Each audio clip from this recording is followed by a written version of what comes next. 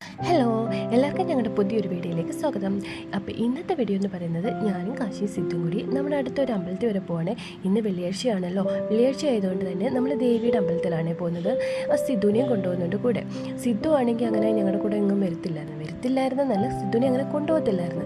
സോമുള്ള സമയത്ത് മാത്രമേ സിദ്ധുവിനെയും കൊണ്ട് പോകത്തുള്ളായിരുന്നു. ഇപ്പോൾ സിദ്ധു വണ്ടിയുടെ ഫ്രണ്ടിൽ നിൽക്കാൻ തുടങ്ങിയതുകൊണ്ട് സിദ്ധുവിനെയും കൊണ്ടുപോകുന്നുണ്ട്. അപ്പം ഇന്ന് സിദ്ധു ഭയങ്കര സന്തോഷത്തിലാണ് കേട്ടോ. മണ്ണൊക്കെ കണ്ടതുകൊണ്ട് സിദ്ധു മണ്ണിലങ്ങനെ ചവിട്ടുമ്പോൾ ഭയങ്കര ഇഷ്ടമാണ്.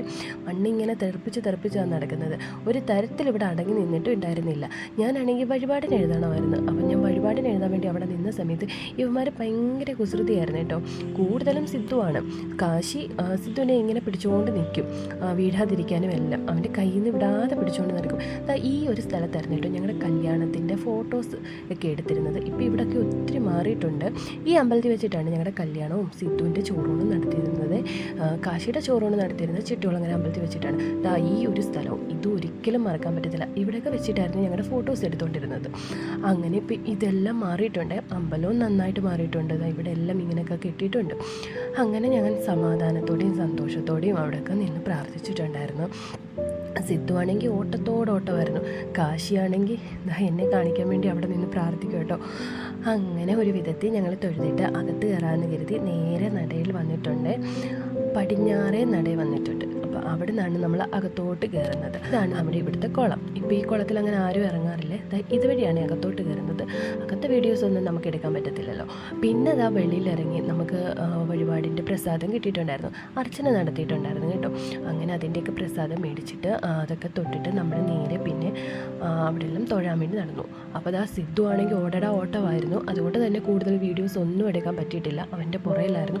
അവൻ ഭയങ്കര സന്തോഷമായിരുന്നു. എന്താണെന്നറിയില്ല, അമ്പലത്തിൽ വന്നതിൻ്റെ ആണോ അതോ ഇനി ഇതൊക്കെ കണ്ടതിൻ്റെ ആണോ എന്നും അറിയത്തില്ല. അവൻ ഓട്ടമായിരുന്നു. പിന്നെ ഒരു പൈപ്പിൽ ഇങ്ങനെ പിടിച്ചുകൊണ്ട് നിൽക്കുകയായിരുന്നു.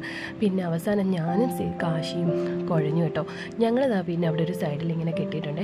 അവിടെ പോയി ഇരുന്ന് കേട്ടോ. അവിടെ ഇരിക്കാനൊക്കെ പറ്റും. പിന്നെ സിദ്ധു ആണെങ്കിൽ സിദ്ധുവിന് ഒരു ക്ഷീണവും കാര്യങ്ങളും ഇല്ല. അവൻ ഭയങ്കര ഓട്ടമായിരുന്നു. ആൾക്കാരെല്ലാം അവനെ ഇങ്ങനെ നോക്കിക്കൊണ്ടിരിക്കുമായിരുന്നു. അതിൻ്റെ ഇടയിൽ കൂടിയൊക്കെ വഴി ഉണ്ടോ എന്ന് പോലും അറിയത്തില്ല. അതിൻ്റെ ഇടയിൽ കൂടിയൊക്കെ ഇറങ്ങിയിട്ടുണ്ട് കേട്ടോ. ഭയങ്കര സന്തോഷമായിരുന്നു.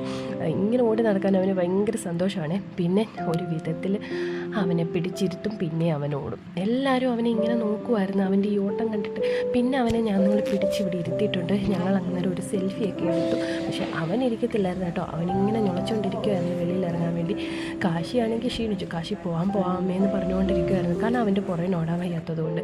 പിന്നെ ഒരു വിധത്തിൽ അങ്ങനെ അവിടെ നിന്ന് ഇറങ്ങാൻ പോവാണ് കേട്ടോ.